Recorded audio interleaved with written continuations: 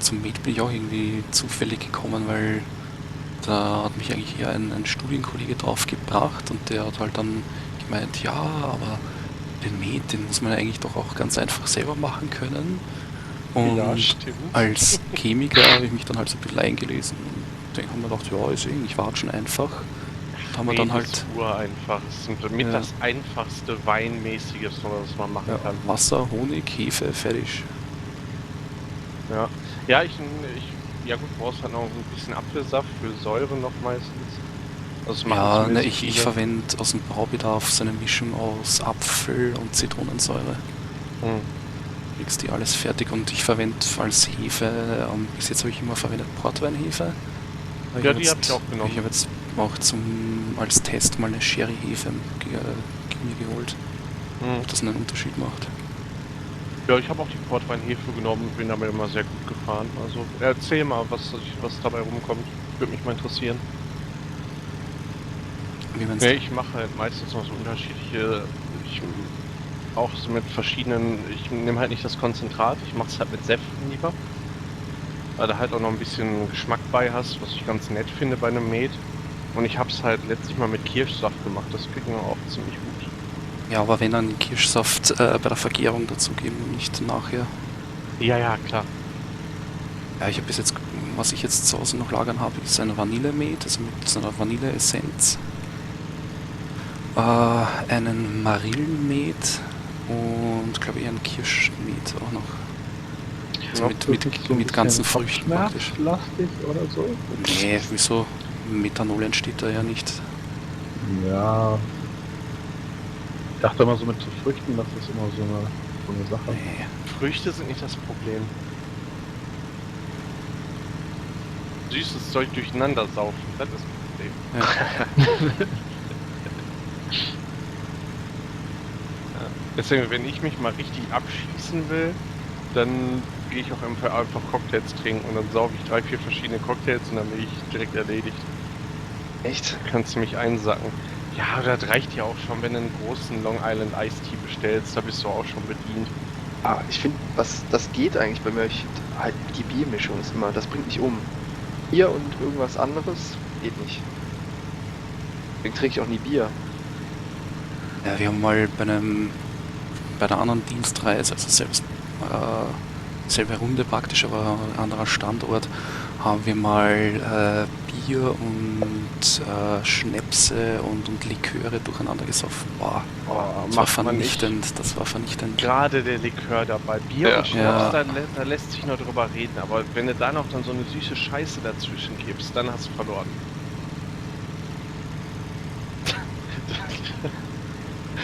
Da habe ich eine sehr lehrreiche Geschichte. Ein Bekannter hat so einen Saufabend, ne? Ewig her. Der wohnte unterm Dach zu der Zeit und dann hat der, wie er nannte, einen roten Abend gemacht. Nur roten Alkohol. Ja, warum auch immer, so als Jux halt, ne? Also hier so Wodka, Blutorange und wie heißt nochmal dieser sirupartige, süße Grenadin? Wein? Nee, das ist so ein sirupartiger, süßer Du meinst Wein. sowas wie Campari? Campari ist ja nicht süß Bitter, und kein ja, Wein. es ist eigentlich ein Bitter, aber ich dachte so. Nee, das ist Dann irgendwie noch? so was wie Wein, aber so richtig Sirup, süß, rot. Ekelhaft. Nur Ja, so ich ein glaub, sowas Scheiß, ne? will ich gar nicht kennen. Ja, und halt auch Campari, also alles, was rot ist, einfach dann wild durcheinander gesoffen, ne? Ach, hier dieses komische Beerenlikör oder was? Nee, Ja, ist das ich weiß normal? nicht, egal. Irgendwie sowas. Die ganze eklige, gemischte, rote, süße Kacke halt, ne? Und natürlich Rotwein und alles durcheinander gesoffen. Da habe ich dann auch übernachtet mit einigen anderen auch noch zusammen, der hatte viel Platz. Und ich habe auf der Couch übernachtet, die direkt neben dem Dachfenster war, also das Schrägenfenster. Ich wach so langsam auf am nächsten Morgen. Ich so, boah, riecht das hier fies. Das ist so säuerlich, ne? Ich guck mich so um, ich dachte schon, da hat einer neben mir an der Couch gekotzt oder so. Ne? Ich guck mich um, nee, alles in Ordnung. Alles in Ordnung, ne? Und ich guck so, was riecht das denn hier so fies? Und dann guck ich zum Fenster, ist das Fenster offen. Das ist jetzt nicht in Ordnung, ne?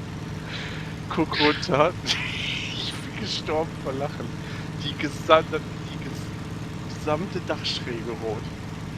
Die gesamte Dachschräge. Da müssen wir, ich habe im Nachhinein erfahren, 2 Leute, denen ist in der Nacht schlecht geworden. Und in ihrer Not, weil sie sich da in dem Haus auch nicht auskannten, sind die einfach ans Fenster gerade, weil hier schräg ist, haben die da schön die Dachschräge runtergereiert. Das ganze Dach war rot. Oh nee, ey. Das war echt fies. Das sah aus, als hätte sie ein Schwein geschlachtet. Der Hammer. Boah. Nee. Auch ein stand mal ein Bekannter da mit Wassereimern und Hubschrauber. Er hat schön die Schnitte abgeschrubbt. Ah, deswegen Kinder, nicht durcheinander saufen, das macht man nicht. Wer kam eigentlich auf die Idee, Strohrum zu erfinden und warum? Ich habe Eine keine gute Ahnung. Frage, aber ich glaube, das könnte Ich glaub, sowas das wie war ein ein Treibstoff Bäcker. gewesen sein. Ich glaube auch. Oder zum Maschinenputzen. Ja. Daran habe ich echt mal einen Freund verloren. So, ja, die liegt wohl immer noch irgendwo im Garten. Ja, ganz ehrlich, wer das Zeug, das ist ja eine Zutat, das ist ja eine Backzutat, eher als Das ist echt alles so. andere. Wer das Zeug pur säuft, na, der ist auch selber schuld. Kai, haben das nicht deine Landsmänner erfunden, das fiese Zeug? Ja, ja. Das aus Zuckerrohr, ja. Kann schon sein.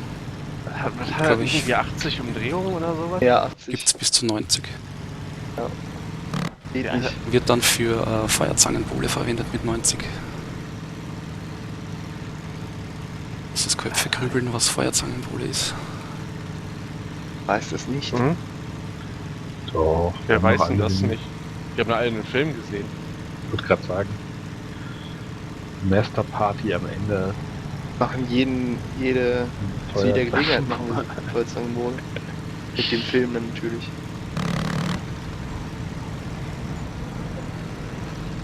Weil im Feuerzangenbowle konnte ich mich irgendwie auch nicht so richtig anfreunden. Geht mehr um Vor das allem, wenn- Drumrum. Vor allem, wenn man das mit Strom macht, dann verseucht man das Ding noch geschmacklich, oder nicht? Bei Strom, der Alkoholgehalt ist eine Sache, aber das Zeug ist ja auch noch ultra fies. Ja, ach, das ist das Hauptproblem. Aber wenn du es filtrieren würdest oder so, dann würde es wahrscheinlich gehen. Du kannst auch einfach einen vernünftigen Alkohol nehmen. Ja. Vor allem, weißt du, Rum ist so geil.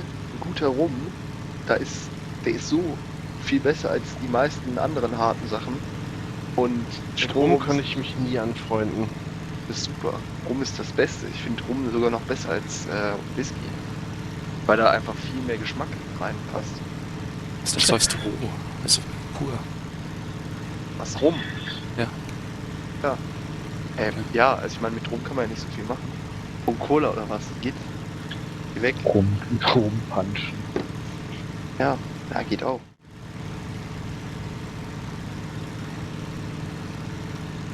Oh, kann sogar sein. Weiß ich gar nicht. Naja, es ist dasselbe wie ein Circle Jerk. Es ist der Fachterm. Oh mein Und wieder was gelernt.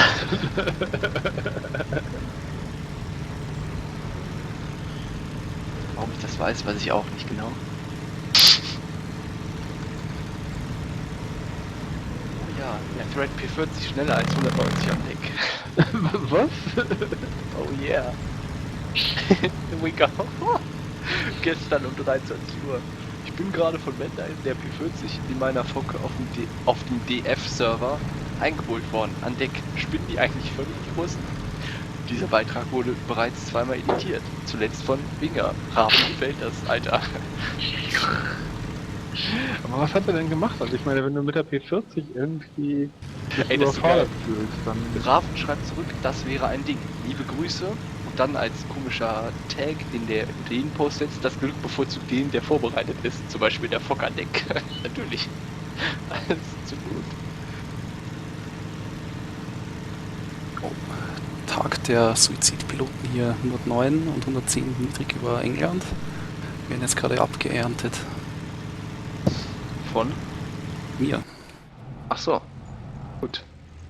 Wenn ich mich Warum nicht hier benennst wie du ein dich Idiot eigentlich zum gerade. Spitfire Fliegen immer um? Ja, ist dein Nee, Geburtstagsgeschenk. habe ich mich nicht. Ich fliege jetzt gerade mit normalem So. Namen. Ja, ich hab's weil ja häufig in Videos mal ich gesehen. benehme mich halt manchmal um, wenn ich irgendwie lockerer drauf bin und irgendeinen Bullshit machen will. Ach so, damit dann nicht irgendeiner so voll eine runterholt, wenn er dich Genau. abschießt. Ne?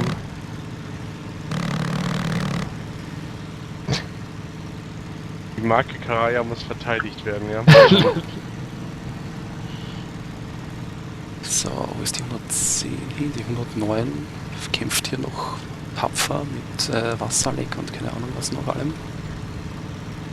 Macht man das doch. Jetzt brennt sie. Jetzt ist sie endgültig Achso, aus. aber ja, was mir dabei gerade einfällt, ja, ich habe eben auf diesen Link geklickt. Haben wir es denn? FX Game Suite. Global Settings und SuiteFX Settings, ne? Ja, es dürften 2 sein. Ja, ja. Genau, ja.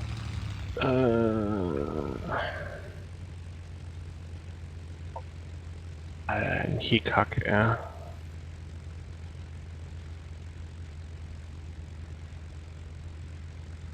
Zaubern. In-Game SuiteFX. Oh, jetzt.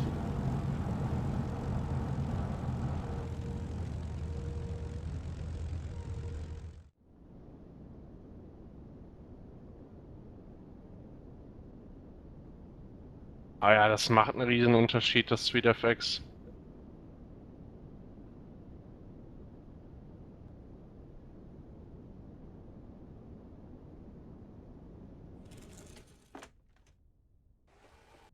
Und ich scheiß mich immer noch ein vor Freude, wie super man den Stall mit dem Force Sweep Deck erfüllen kann.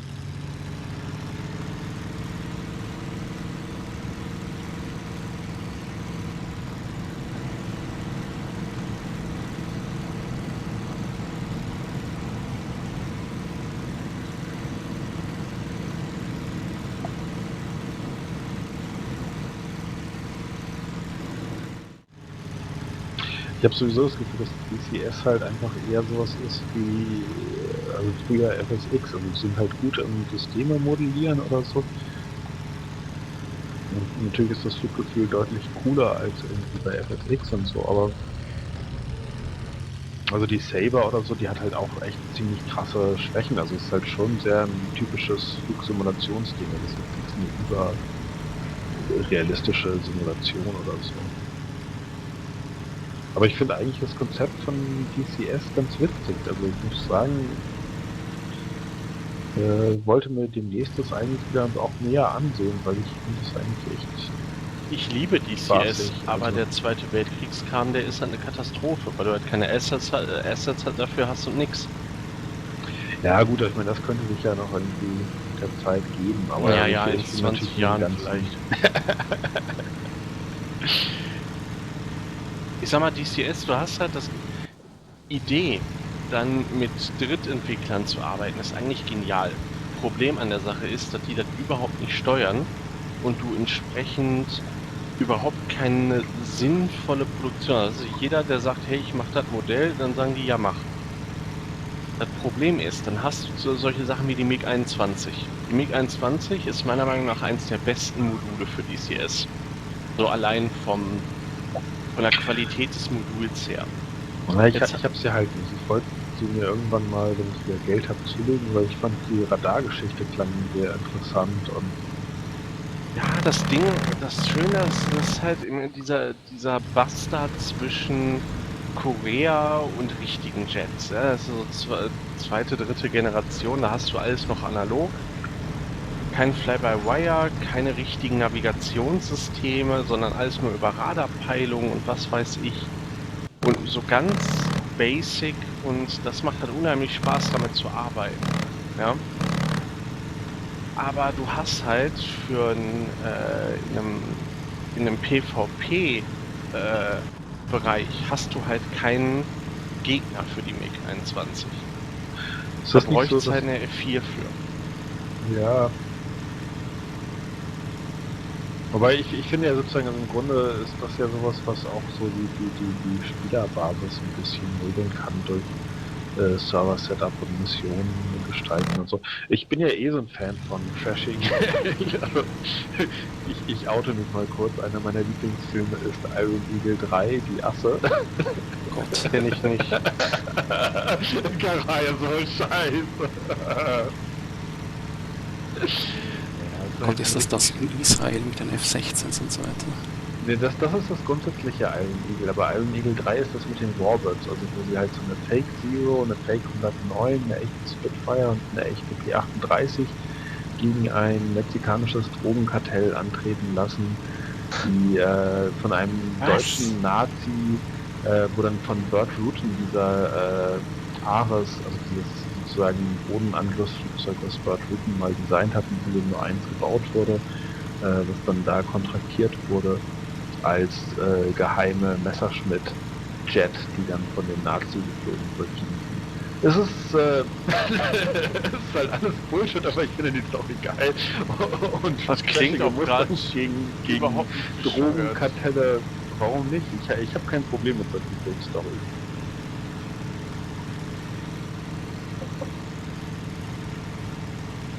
Iron Eagle 3 ist ein großartiger Film. Was war das? Nun. Warte, ich such mal ganz kurz was raus. User disconnected from your channel.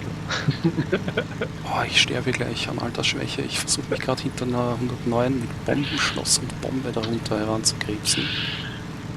Geht gerade irgendwie überhaupt nichts weiter. Ich komme zwar langsam ran, aber irgendwie so gefühlt im Schritttempo. Ja, der hat Aber auch nicht anders der verdient, Typ, der Typ fliegt schon seit 5 Minuten geradeaus. Hinter ihm war eine zweite 109, der habe ich Wasserleck geschossen und so ein bisschen Turnfight. Der ist einfach weitergefahren, so lülülü. Aber der kriegt's halt auch gleich.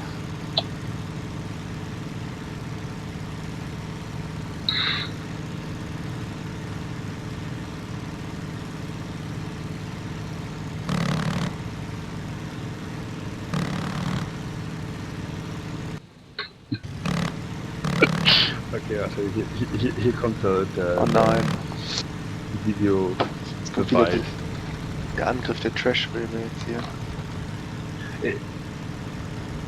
Aber Trash-Filme sind, mittlerweile müsste doch Iron Sky 2 draußen sein, oder? Oh cool, ja, das ist ein guter Hinweis. Iron Sky habe ich auch sehr, sehr gut gefunden. Der erste Iron Sky war super.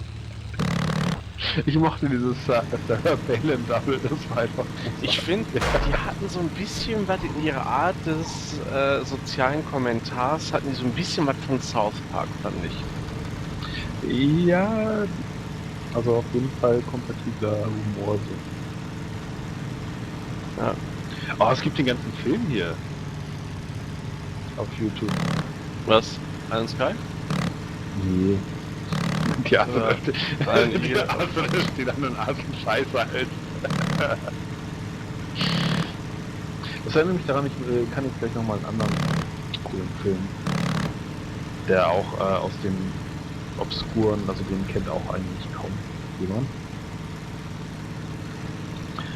Und das sind Filmwitze, die kann man halt machen, aber das stört Ja, den ganzen es Film. ist leider auch so Dafür ist total halt so vorhersehbar, wie es weitergehen wird, weil Ja. Rey wird wahrscheinlich Lukes Tochter sein und er wird sie unterrichten und sie wird zu dem super duper drüber über Jedi whatever werden und dann alle wegfisten. Ja, aber ich meine, das ist halt irgendwie Nein, aber Star am Ende Wars, gibt das es ist einen halt einfach Twist, Märchen. dass sie ja eigentlich doch verführt wird, ne? Und dann muss sie sich quasi am Höhepunkt des Films muss sie sich entscheiden für ihren Bruder, der eigentlich der Schwarze ist, oder wer auch immer, weiß man noch nicht. Vielleicht ein neuer Charakter. Oder halt doch die dunkle Seite und dann will plötzlich dieser komische Mongo-Alien sie verführen und dann wird sie sich aber doch. Ja, was soll das denn sein, Alter? Gollum in der Fritteuse oder was? Ey, geh doch weg. Ja, ist doch so.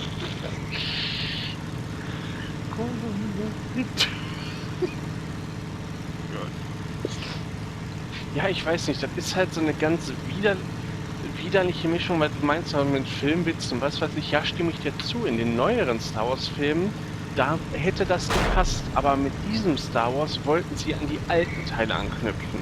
Aber dann sollen sie es bitte auch stilistisch tun. Ja, ich fand den Film als Popcorn-Dings aber okay. Also ich meine, das ist halt einfach... Vielleicht muss man sich einfach von den Gedanken verabschieden, dass irgendwas so ein Überfilm ist oder super cool oder... ist halt... bei einmal angucken. Warum muss ich und mich das von war's. dem Gedanken verabschieden? Die alten Star Wars-Filme waren auch super cool. Ja, die sind auch noch super cool, aber... Ja, also... das, was mich so traurig macht daran, ist, dass es bei Star Trek geklappt hat halt. Ja. Bei Star Trek haben sie halt die Kurve bekommen. So. Aber die hatten auch so Durchhänger. Also Star Trek ist ja irgendwie so quasi... Die hatten auch echt Hardcore-mäßig, was sie so neu schreiben mussten und so. Ja klar. Obwohl das die schönsten Folgen sind, irgendwann so gegen Nein, ich meine jetzt die Filme von Abrams, die neuen Filme. Ja, aber also sozusagen, das ist ja quasi eine Generation, die irgendwie Folge... irgendwie sich quasi einen neuen Zugang dazu erarbeiten musste. Also diese ganzen Sachen davor, wie Deep Space Nine oder so, ist doch auch einfach nur Dreck. Ja, Aber stimmt das schon. war... Aber ich muss ganz ehrlich sagen, ich fand die neuen Star Wars auch unfassbar langweilig. Ja, es war halt, du konntest alles in den Keine- ersten 10 Minuten ablesen, was Richtig. passieren würde. Es gab furchtbar. null Überraschung, keine Charakterentwicklung, Ja. so wirklich. Dann war es im Endeffekt Sachen, die du eh schon wusstest und dann diese ganzen Nostalgie-Jabs auf die alten Filme. Da ist halt nichts passiert in diesem Film, gar nichts. Ja, es ist wirklich nichts passiert. Und wo ich ernsthaft überlegt habe, aufzustehen und zu gehen, wirklich, war, als sie sagen so, oh, wir haben eine Basis auf einem Planeten, können die Verteidigung nicht durchdringen. Und dann steht einer auf und sagt, wir fliegen frontal rein. Okay, so machen wir es. Alle machen es, es klappt. Ernsthaft? Jetzt ernsthaft? Weißt du Ja. so? Das kann doch nicht euer Ernst sein. Das Glück so. ist mit den Dummen, oder? Wie heißt's? Ja. Aber das kann doch nicht euer Ernst sein, dass ihr das ernsthaft in Erwägung gezogen habt. Ja? Welcher Depp hat denn entschieden, so machen wir das? Toll muss man sein. Ja. Weißt Ja, du? weiß nicht. Und die Charaktere, da gab es halt einfach so ein paar Charaktere, die waren dann automatisch über. Wie auch dieser komische eine X-Wing-Pilot, der den Schwarzen am Anfang den Finn gerettet hat. Ja. Weißt du, der dann irgendwie in der Mitte des Films, weiß ich nicht, 2 Staffeln TIE Fighter und die Bodentruppen gleichzeitig fistet. In einem Immelmann Ja, klar. Doppelturn Awesome Source Manöver, Ja. weißt du, come on. Ey, ich muss sagen, diese Schlacht über dem See, die sah aus wie ein War Thunder Trailer. Muss ich ein bisschen lachen. Die sah aus wie War Thunder Arcade, ne? Ja, so alle Head-on ineinander rein, weißt du, so, dann so Pseudofunk nach dem Motto, irgendjemand hätte noch Kontrolle, weißt du. Das ist so Ja. lustig. Es fehlt eigentlich nur so kleine Einblendungen so vom Funk, sowas wie You're leaving the combat area. Ja. X-Wing OP, ne? Please. Weiß nicht. Ich bin halt so voll, davon ist natürlich letztlich ein Fehler gewesen, aber mit dieser Erwartungshaltung an die alten Star Wars Filme da reingegangen, weil ich hätte halt schreien können, ja. Und irgendwie ich bin ganz überrascht, dass den hier alle Kacke fanden, denn egal mit wem ich rede, die sagen alle, ja, bester Film des Jahres, ja, what the fuck. Nein, echt nicht. Nee, das nicht. Aber also Nein. ich habe jetzt schon Spaß gehabt, den zu gucken. Also ich habe aber auch keinen hohen Anspruch gehabt. Also Ja, auch, ich meine, mir war das schon irgendwie klar, dass das scheiße wird. Und ich meine, ich bin eine kleine Effekthure. Wenn du mir CGI vorsetzt, bin ich erstmal zufrieden. Deswegen so, aber ich meine, es ist halt kein Da Star bist Wars. du da bestimmt kannst auch du einer, jetzt der Transformers gut findet. Ja, vergiss es. Bei Autos. Ich finde Autos nicht geil, deswegen kannst du mich mit Transformers eh nicht angeln. Das ist einfach ein Witz. Aber sowas wie so Iron Man oder so kann ich mir auch mal angucken, weil das einfach ich so... glaube, Transformers ist halt sowas, das ist halt so auch von der Logik der Hintergrundstory so blöd, dass wenn man halt ein bisschen Bildung genossen hat, kann man das automatisch nicht mehr gut finden, weil es einfach komplett schwachmatisch. ja, also es ist halt Was sowas ich für- immer für- brauche für bei Western-Fans. Science Fiction, genau, was ich brauche bei Science Fiction ist so der Versuch einer Erklärung. Weißt du, Iron Man, man sieht, wie er das zusammenbaut, okay, macht Sinn. Weißt du, hat halt irgendwie den Superreaktor, ist okay. Ist eine Erklärung. Aber sprechende Autos, Entschuldigung, das funktioniert nicht. Autos, die irgendwie, weißt du, ein Toaster entwickelt sich zu einem Flugzeugträger, das funktioniert in meinem Kopf nicht. Das geht nicht, das kannst du nicht machen. Weißt du? Den ersten Transformers-Film, den fand ich sogar noch ganz unterhaltsam, weil er wirklich, der hat so ein bisschen den Ansatz von vom Pacific Rift gehabt. Das war einfach nur dumme, hirnlose Action. Mehr wollte der Film nicht erreichen, mehr wollte ja auch nicht sein. Das war in Ordnung. Und dann ging das Elend los mit Teil 2, wo dann diese komischen, dämlichen kleinen Comedy-Roboter dabei waren und wo sie versucht haben, da echte Gespräche und Charakterentwicklung reinzubringen, was sie natürlich voll versaut haben. Und dann wird's peinlich und ekelhaft, wenn halt Ja. so gewollt und nicht gekonnt. Oh, furchtbar. Ich bin beim zweiten Teil, war ich tatsächlich, ich habe mich irgendwer noch ins Kino gezerrt. Da sind wir dann tatsächlich rausgegangen. Das konnte ich nie ertragen. Am Ende sind wir sogar noch rausgegangen. Ey, der Satz oder das Zitat, die Szene, die den Film für mich zusammenfasst, ja, und auch das, was mit Transformers passiert ist nach dem ersten Teil. Da ist ja dieser komische, alte, blöde Roboter, der da am Ende noch Der auftaucht. Verblödo-Bot. Ja, genau. Und dann kriegt Optimus ja voll auf die Fresse von dem... Ja, Optimus kriegt doch in Oberschwester. jedem Film voll auf die Fresse. Das ist so, Ja. der kriegt zuerst einmal ordentlich aufs Maul und dann auf einmal 180 Grad Wende Ja, ja. und füstet alles weg. Genau, und dann meint dieser alte, das ist irgendwie so ein alter Chefroboter, der war halt dieser, der Blackbird, der ist ja 71, ja, war er ja. Da haut er doch tatsächlich raus, Optimus, nimm meine Teile. Da bin ich auch gegangen. Und da war für mich einfach, da habe ich gesagt, nee, jetzt reicht's. Meine Teile. Ja, die haben doch, das ist doch, die scheißen doch sowieso auf Logik. Also die keine Ahnung, dieser komische Allspark oder was auch immer, das diese ganzen Sachen so gut macht. Die Teile kommen doch einfach so. Also es werden ja nirgendwo irgendwie Maschinenteile zusammengesetzt oder irgendwie gefräst oder irgendwas, sondern Das halt so Einzige, was in dem Film Movie-Magic. gefräst wird, sind meine Synapsen. Ja, aber also deswegen, das ist halt einfach so, ich meine, also man darf auch gerne irgendwie komische Plot-Devices haben und komische Ideen und irgendwie mit der Logik ein bisschen failen, aber man muss es doch wenigstens mal versucht haben. Und ich ich meine, auch das ein bisschen Megan spannend Fox Fanboys? Nee, Das ist Ja, natürlich gut, das das obligatorische aller- Fleischstück gibt es natürlich in jedem Transformers-Film. Ist das nicht mehr Megan Fox dann irgendwann? Nee, das war doch einmal Stimmt, die dann irgendein Victoria's Secret Model auf einmal. Ach so, ja gut. Na dann. Das ist übrigens auch ein Grund, Iron Eagle 3 zu gucken. Was? Victoria's Secret oder was? Nein, aber die weibliche Hauptrolle ist wenigstens irgendwie ein bisschen Bullshit.